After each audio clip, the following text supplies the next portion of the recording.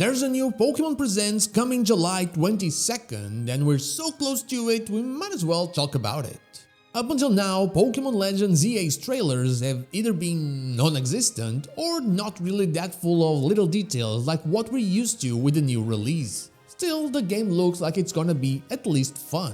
But will we finally get something more meaty out of this trailer? Well, hey, I'm not so a trainer, and I really hope so. Let's get into it. This Pokémon Presents comes out 1 month earlier than usual, as around Pokémon Worlds is when things usually start picking up. But let's be honest, the game also comes out a month earlier than usual, so that's probably what it is. Still, all eyes are on it, because so far most people feel like things are not where we usually have them with the new release. It's not really common for us to not have anything really new at this point.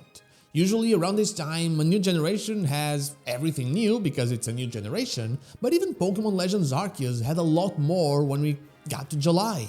Z-A has the battle system, which is awesome, but even that wasn't really that explored in the trailer or the post-trailer breakdown. So is it about to change now? Well, before we continue, like, subscribe, and maybe become a channel member to help out the channel, and tell me down below what do you expect from these new Pokémon Presents. And also do it without Pokémon leaks, because I don't care about them, I don't cover them, and I don't want anyone to be spoiled. Let's carry on. So of course, we're getting all the usual Pokémon mobile app stuff, and that's fine, and it's gonna be more than half the Pokémon Presents. That's Pokémon Go, Pokémon TCG Pocket, Pokémon Unite, all the usual stuff. I don't expect any new game to be announced, that feels like a Pokémon Day kind of thing, but I do expect an old game to be announced, as I feel like Pokémon Colosseum might just be announced on July 22nd for the Nintendo Switch Online Plus expansion pack. As for other things I don't expect, I also don't expect anything about Pokémon Champions, that very intriguing game they revealed during Pokémon Day 2025. It sounds weird, I know, because we definitely need more information about this game, but it does make sense, so hear me out.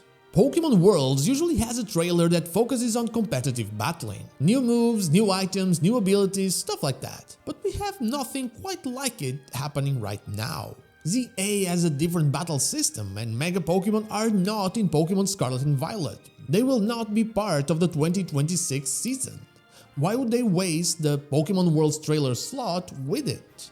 Instead, why wouldn't they spend a longer time talking about a game that is very likely gonna have a huge impact in Pokémon's competitive scene? That being, of course, Pokémon Champions. See, I told you it made perfect sense. So, no Pokémon Champions, and I shouldn't have to say this, but I've seen some people online talking about it, no Gen 10 as well. They will not talk about Gen 10 before the release of Pokémon Legends Z-A, that's Pokémon Day 2026 stuff. But about Pokémon Legends Z-A, the guaranteed trailer we're about to get, what should we expect from it? First of all, new Mega Evolutions. If they exist, this is the trailer some of them will show up in. It's around this time of the year that we start getting the big trailers where new forms, legendaries, and gimmicks get either revealed or developed further, so we can expect new Mega Pokémon here. Notice I'm not saying regional forms, and that's because I don't expect any to be in this game. Check this video out to know more about it. It's also very likely that we will see a new location, more specifically something that relates to Emma. I think this trailer will focus a lot on her and what she does, and the whole cover reveal was a way to start a conversation around this character and create some hype, since she was a post-game character after all in a game that's already 12 years old. It wouldn't surprise me if a lot of people simply didn't know she existed, and this whole conversation around the box art is actually their first experience with Emma, her story, and her partner Mimi. I also believe we'll have something being teased, which I kinda have been missing in the last few trailers. Yes, they did tease something with this scene, but it's pretty obvious from the cover that there are wild Mega Pokémon, and that's what we're facing right there. Sure, they shouldn't be able to Mega Evolve in the wild without a trainer, but it's still not really the big cliffhanger I'm hoping for. I think it might end up being something with Zygarde's 50% form, as we've only seen cells, cores, and 10% Zygarde so far. They will also likely offer us an explanation on the battle system in the post-trailer breakdown they usually put out, and that's very nice because they simply showed us that it looks really cool, but they didn't really give us a lot more. Basically, I expect new Mega Evolutions and I expect a focus on Emma's side of the plot because considering that she is on the cover, it must be one of, if not the most important part of the game. I can't say that I expect anything too crazy, maybe some returning characters from X and Y or another region, or maybe something with Team Flare, I guess. But I think that is literally all there is to it, and it all goes back to my last video about the kind of hype I'm feeling about Pokémon Legends Z-A.